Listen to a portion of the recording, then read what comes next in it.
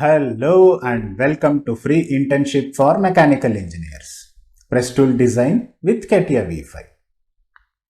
In this video lesson, I am going to explain about all the parts and subassemblies of the press tool.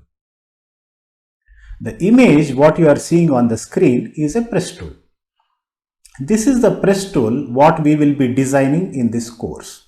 This press tool is in the closed condition. As I had mentioned in my previous videos, a press tool has two subassemblies. The bottom assembly, also called as the die assembly, and the punch assembly, also called as the top assembly.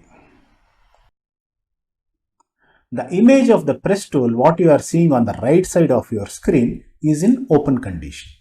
The top assembly or the punch assembly has been dismantled from the press tool.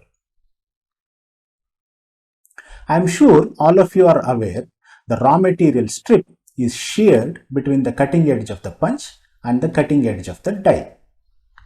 The die is also commonly referred to as the die plate. The punch in this press tool is referred to as the blanking punch as it is used to perform the blanking operation. A punch which is used to perform a piercing operation will be called a piercing punch. A locator pin is mounted on the die plate which locates the raw material strip. A die back plate is mounted below the die plate. The function of the die back plate is to absorb all the energy that comes from the die plate during the shearing operation. A base plate, also called as the die shoe, is used to mount the die assembly on the press bolster. What you are seeing on the screen is a press machine on which the press tool is mounted. Closely observe, the base plate or the die shoe is mounted on the press bolster using T-bolts and nuts. The die plate and the die back plate are fastened to the die shoe using metric cap screws. The die plate is precisely positioned on the die shoe using dowel pins, also referred to as parallel pins. The raw material strip is guided between two strip guide plates, one in the front and one in the back. A strip support plate is also present which supports the raw material strip.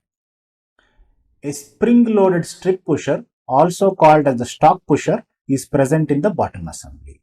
The function of the stock pusher is to push the raw material strip against the strip guide plate in the back. We also have two guide pillars which is mounted on the die shoe. The function of the guide pillar is to align the bottom assembly with the top assembly of the press tool. We also have two setup blocks. The function of the setup blocks is to set the stroke of the press machine. With this, I have explained about all the parts of the bottom assembly or the die assembly. Now, let's have a look at the parts of the punch assembly or the top assembly. We have a stripper plate which is present all around the punch. As all of you are aware, a cutout is formed whenever a blanking operation is performed. This cutout tends to cling to the punch after the blanking operation. It is very essential for us to strip the raw material strip which is clinging to the punch so that we can perform the subsequent operations. The stripper plate is assembled to the top plate using shoulder bolts and springs. We have a punch holder which is used to position the punch. A punch back plate is also present. The function of the punch back plate is to absorb all the energy that comes from the punch during the blanking operation. The punch holder and the punch back plate is fastened to the top plate using metric cap screws. Dowel pins are used to precisely locate the punch holder on the top plate. We have a top plate which is used to mount the top assembly on the press slide. What you are seeing on the screen is a press machine on which the press tool is mounted.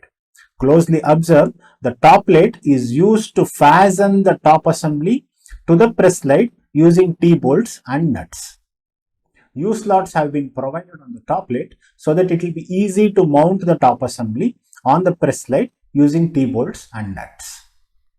We have guide bushes mounted on the top plate. The function of the guide bush is to align the top assembly with the bottom assembly in association with the guide pillars. We also have shank mounted on the top plate. The shank is used to position the press tool on the press machine. Many a times, shank is used to mount the top assembly on the press machine. That's all in this video lesson. Please feel free to ask your questions in the discussion forum. If you are watching this video on YouTube, do comment your questions. Thanks.